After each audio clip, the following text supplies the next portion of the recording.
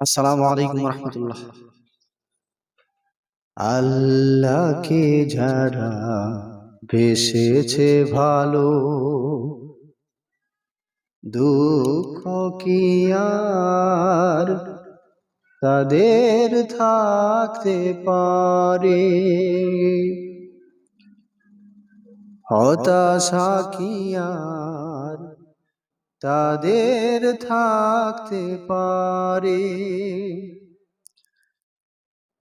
যারা লয়েছে মুখে কোরআনের বাণী, লয়েছে মুখে কোরআনের বাণী, হতাশা কি আর তাদের থাকতে পারে?